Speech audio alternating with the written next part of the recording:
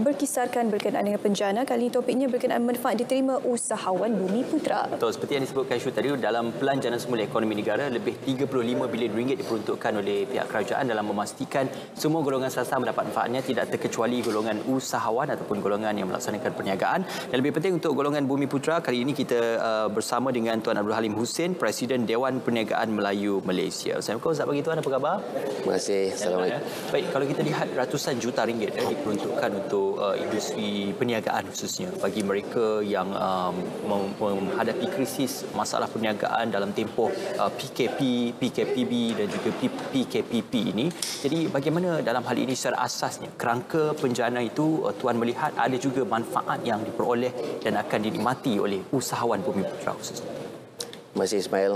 Saya sebenarnya amat berterima kasih dengan kerajaan pada hari ini kerana penjana yang diumumkan pada 5 hari bulan itu telah secara spesifiknya memperuntukkan 500 juta untuk usahawan Bumi Putra. Dan ini adalah kali pertama peruntukan kepada Bumi Putra seperti itu diadakan. 200 juta kepada PUMB dan 300 juta melalui MARA, dan ini adalah dua badan yang memang amat sinonim dengan usahawan Melayu. Ini memang akan dapat menolong walaupun tidak semua, tetapi ramai usahawan daripada kalangan Melayu. Walau bagaimanapun, isu yang saya nak sampaikan adalah berkenaan implementasi. SRF yang 10 juta pada tahun yang pada bajet yang lepas memang telah pun sebahagiannya di pembiayaan telah pun diberikan kepada usahawan. Tetapi banyak lagi usahawan-usahawan yang belum dapat pembiayaan tersebut walaupun telah diluluskan oleh pihak bank. Jadi kita amat gembira kerana ada peruntukan, tetapi oleh kerana proses untuk mendapatkan pembiayaan itu sehingga duit masuk ke dalam pasaran agak sedikit lambat, menyebabkan kita punya aktiviti sedikit terganggu dalam menaikkan semula ekonomi Malaysia ini. Ini antara masalah yang sering kali diutarakan dan juga disuarakan oleh usahawan-usahawan Bumi Putra, terutamanya apabila sesuatu bantuan itu diumumkan, kecekapan untuk mereka mendapat bantuan tersebut merencatkan mereka untuk meneruskan perniagaan mereka, terutamanya dalam situasi sekarang ini, pandemik COVID-19 agak sukar untuk mereka, tapi nak tak nak mereka perlu teruskan perniagaan mereka. Jadi apakah antara langkah-langkah yang terbaik untuk usahawan di luar sana perlu lakukan sementara menunggu bantuan itu diterima oleh mereka, jadi untuk mereka melangsungkan perniagaan mereka dan juga mengelakkan kerugian yang mendadak? Okey. Kita usahawan ni mau tak mau kita mesti fight, kita kena lawan dengan apa benda keadaan yang kita terima. Dan dalam keadaan ini usaha-usaha yang dilakukan oleh kerajaan memang amat membantu, bukan saja daripada segi pembiayaan, tapi dari segi bantuan-bantuan yang lain, terutamanya dari segi latihan dan juga akses kepada market. Sekarang ni e-commerce, seperti yang saya rasa Syu dengan Ismail tahu, yang e-commerce di Malaysia kenaikannya sebanyak 800%. Dan kalau kita tengokkan daripada 800% ini sebenarnya memang kebanyakannya adalah daripada pengusaha-pengusaha Melayu. Pasal sebelum ini mereka tidak terdedah dengan e-commerce, dan pada PKP yang sedang kita hadapi ini, fasa awal hari itu memang tak boleh keluar rumah langsung, cuma delivery of food dan juga essential item saja yang boleh dilakukan. Maka mereka terpaksa menggunakan e-commerce ini. Jadi buat masa sekarang ramai telah expose, ramai telah pun jadi savvy kepada e-commerce. Cuma sekarang kita nak menaikkan lagi meningkatkan lagi dia punya exposure dan dia punya transaksi supaya mereka boleh dapat hantar ke luar negara pula. Okey. Kalau kita lihat ya, untuk membangunkan dan juga memberikan penambahbaikan kepada usahawan Bumiputera, banyak telah pun dimulakan daripada dasar ekonomi baru, memberi tumpuan ekonomi kepada usahawan Bumiputera, golongan Melayu khususnya. Tetapi kita melihat perubahan itu juga turut berlaku untuk kita melihat pemilikan usahawan dari segi perniagaan dan sebagainya. Cuma yang kita dapat melihat peratusan kepada usahawan Bumiputera ini masih lagi banyak tertakluk kepada usahawan mikro dan juga usahawan PKS. Masih lagi kurang mereka yang berkecimpung dalam sektor perniagaan yang lebih besar berbanding PKS dan sebagainya. Jadi bagaimanakah untuk kita melonjakkan ataupun anjakan paradigma memastikan usahawan-usahawan yang berada di peringkat PKS dan mikro ini boleh mendapat akses yang lebih meluas bagi memperluaskan kita kata entiti perniagaan dan juga equity perniagaan mereka. Okey, terima kasih Mail. Pertama sekali daripada 964,000 kalau tak salah saya, 950,000 lebih usahawan PKS. 70% adalah daripada segi mikro. Dan 53% daripada 950,000 itu adalah terdiri daripada usahawan Melayu.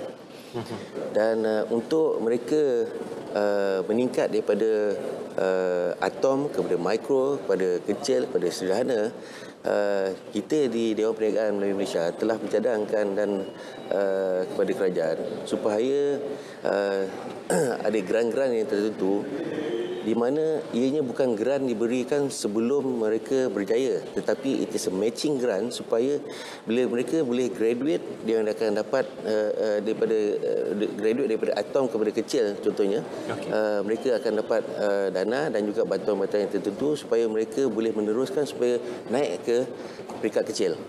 Jadi ini kita panggil matching grant, supaya mereka ni, kalau dulu orang kata usahawan Melayu ni tunggu geran-geran saja. Tetapi sekarang ni bila kita katakan performance grant, bermakna mereka kena berusaha dahulu dan juga berjaya sehingga satu tahap, barulah grant itu diberikan supaya boleh facilitate lonjakan mereka itu.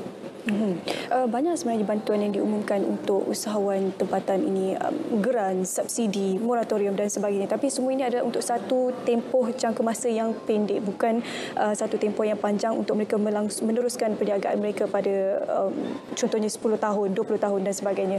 Jadi bagaimana sebenarnya saranan untuk mereka ini menggunakan peluang yang ada sebaiknya untuk merancang kedudukan kewangan perniagaan mereka dan juga boleh diteruskan walaupun bantuan itu habis pada satu tempoh yang tertentu. Sure, kita kena faham bantuan-bantuan yang bersifat jangka pendek ini memang untuk address isu yang dalam masa jangka pendek. Kita tidak melihat 10 tahun ataupun 20 tahun akan datang. Buat masa ini kita menumpukan survival perniagaan untuk 6 bulan yang akan datang. Okey, itu sebab apa tadi tindakan-tindakan kerajaan di bawah MOF laksana yang amat pantas diperlukan supaya kalau perlukan bantuan pada waktu sekarang, ianya tidak datang kemudian. Saya ambil contoh dana prihatin yang 3,000 untuk pengusaha kecil itu. Dulu kita expect dia akan datang pada kita pada bulan 5. Tapi dia dibuat pada bulan 6. Jadi timing itu adalah penting. Kalau pada bulan 5 mereka perlukan dana, bila bulan 6 ramai yang dah kecundang baru dapat dana.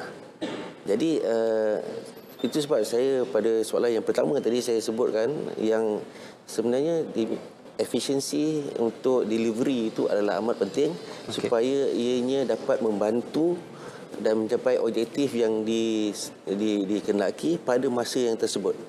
Kalau kita bagi dana 100 bilion pun, tapi kita bagi 10 bulan yang akan datang, ini tidak efektif lagi pada masa tersebut. Perniagaan mungkin dah tak ada lagi untuk diusahakan. Okey. Baik, kalau kita melihat juga sebenarnya mungkin kita amat berbesar hati melihat kepada pencapaian usahawan Bumiputera sekarang yang banyak menumpukan kepada perniagaan F&B, perniagaan penghantaran makanan, perniagaan servis, perkhidmatan dan sebagainya. Tetapi kita tidak boleh lari daripada dalam sesuatu perniagaan itu, amalan kartel atau monopoli perniagaan itu telah pun banyak memberikan kesan yang buruk kepada perniagaan kecil yang baru bermula dan sebagainya. Dan ini telah pun mewujudkan inisiatif kerajaan untuk mewujudkan akta anti monopoli dan sebagainya.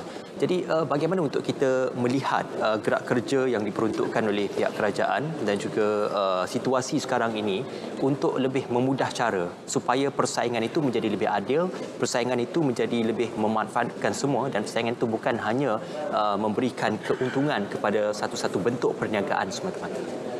Okey, Ismail, dalam penguatkuasaan ini sebenarnya kerajaan memang nak kena mengambil perhatian yang serius. Banyak dalam negara kita ni peraturan-peraturan dan juga akta-akta yang memang telah sedia ada untuk pengguna, untuk perniagaan dan untuk perkara-perkara lain, tetapi penguatkuasaan adalah amat kurang. Pada saya, walaupun akta ini adalah baik, tetapi pelaksanaan dan juga penggunaan akta itu mungkin akan menyebabkan beberapa industri akan terjejas. Sebab banyak perniagaan dalam industri tertentu, mereka ini bergerak secara berkumpulan. Jadi oleh kerana ada akta ini, maka pergerakan secara berkumpulan itu akan terjejas. Kita nampak ianya sebagai macam kartel, tetapi ianya adalah usaha sama antara pengusaha-pengusaha supaya mereka punya delivery, distribution channel itu adalah bagus supaya ia dapat mencapai consumer yang lebih banyak dan lebih ramai dan di merata-rata tempat. Jadi jika ini dipecahkan, maka ada beberapa industri ini dia akan menjadi efisien disebabkan oleh akta ini. Okay. Secara ringkasnya harapan daripada Encik Abdul Alim sendiri selaku Presiden Dewan Perniagaan Melayu Malaysia kepada usahawan Bumi Putra terutamanya dalam membantu mereka merancangkan ekonomi lagi. Selain pada bantuan yang mereka terima, apa lagi mungkin saranan daripada pihak tuan sendiri kepada mereka yang sedang berniaga dan juga berusaha untuk bangkit kembali selepas pandemik COVID-19 ini? Yang pertama-tama sekali adalah bertabahlah. Kerana kita dalam keadaan norma yang baru dan dalam keadaan yang tidak menentu. Dan oleh kerana kita dalam keadaan tidak menentu, maka demand daripada konsumer, demand daripada pembeli-pembeli adalah sedikit berkurangan kerana mereka tak pasti sama ada 6 bulan atau 12 bulan akan datang mereka akan ada duit dalam poket untuk berbelanja. Jadi secara keseluruhannya demand adalah turun dan ini menyebabkan memerlukan usahawan lebih kreatif untuk menarik para pelanggan supaya berbelanja. Dan ini pihak kerajaan telah pun bagi berbagai insentif untuk konsumer berbelanja. Tetapi kepada usahawan ini adalah masa yang kita perlu bersabar dan juga bekerjasama di antara usahawan supaya kita sama-sama dapat bertahan dan kita harapkan dalam masa 1 tahun yang akan datang kita akan dapat kembali pulih seperti biasa dan meneruskan kehidupan kita. InsyaAllah. Satu perkongsian yang cukup baik dan juga komprehensif. Terima kasih kepada Tuan Abdul Halim Hussein, Presiden Dewan Perdagangan Melayu Malaysia DPMM kerana bersama dengan kami pada pagi ini. Kita harapkan agar setiap usahawan dapat menerima manfaat hasil daripada apa yang diperuntukkan oleh pihak kerajaan. Terima kasih Tuan Abdul Halim kerana bersama kami.